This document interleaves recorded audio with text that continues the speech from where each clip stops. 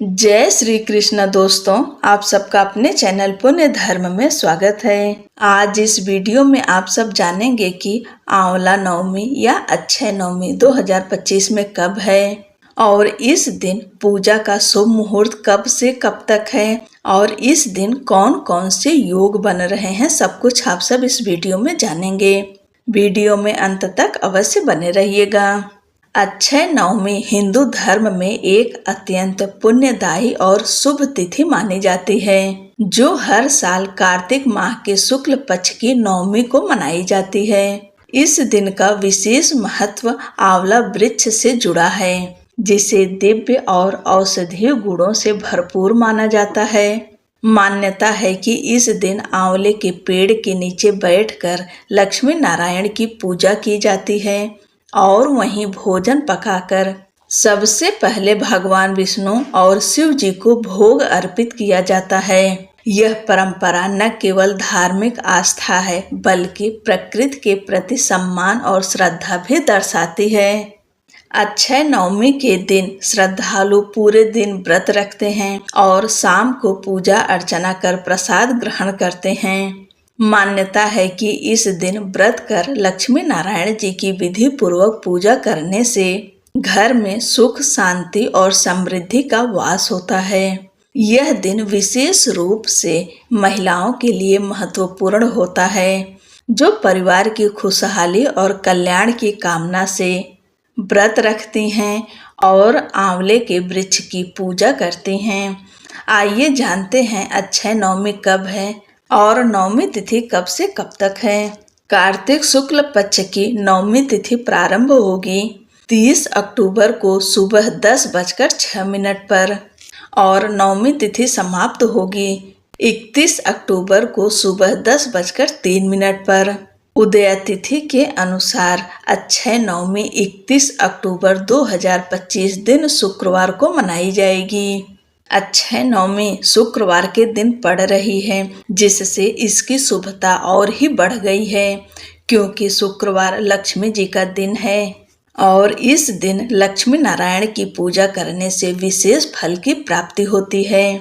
और इस दिन पूजा के लिए शुभ मुहूर्त है सुबह 6:33 से लेकर सुबह 10:03 तक। इस शुभ मुहूर्त में आप भगवान लक्ष्मी नारायण की पूजा करें, अपने घर की पूजा करें और आंवले वृक्ष की पूजा करें।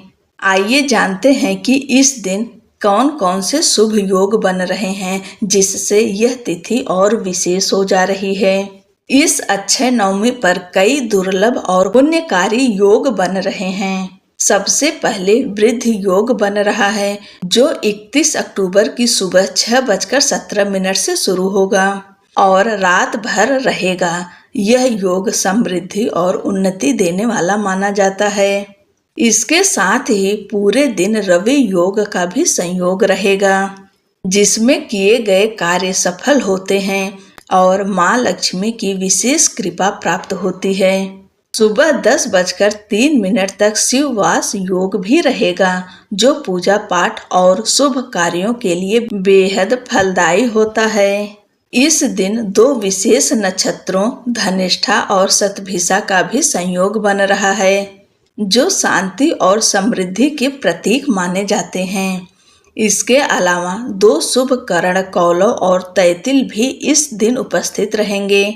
इन योग में लक्ष्मी नारायण की पूजा करने से जीवन में सुख, सौभाग्य और मनोकामनाओं की पूर्ति होती है। पूजा विधि: इस दिन सुबह उठें, ब्रह्म मुहूर्त में उठ जाएं और हो सके तो आप गंगा स्नान या किसी पवित्र नदी में स्नान कर सकते हैं। ऐसा संभव ना हो तो अपने घर में ही नहाने के पानी में गंगा जल मिलाकर स्नान करें। उसके बाद में शुद्ध स्वच्छ वस्त्र धारण करें।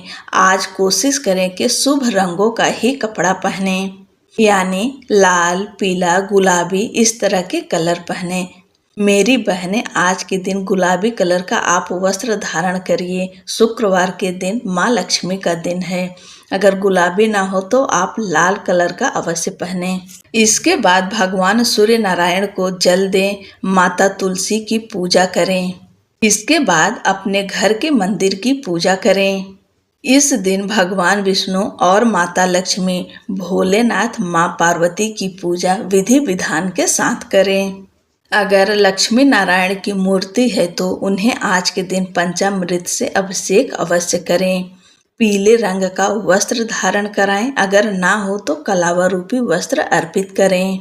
भगवान विष्णु और भोलेनाथ को अष्टगंध चंदन लगाएं और माता लक्ष्मी को रोली, कुमकुम, अक्षत लगाएं और माता को इस दिन सिंदूर अवश्य अर्पित करें। इसके बाद में आपके पास जो भी भोग प्रसाद हो उसे अर्पित करें। अक्षय नवमी की व्रत कथा सुने या पढ़ें और आरती करें।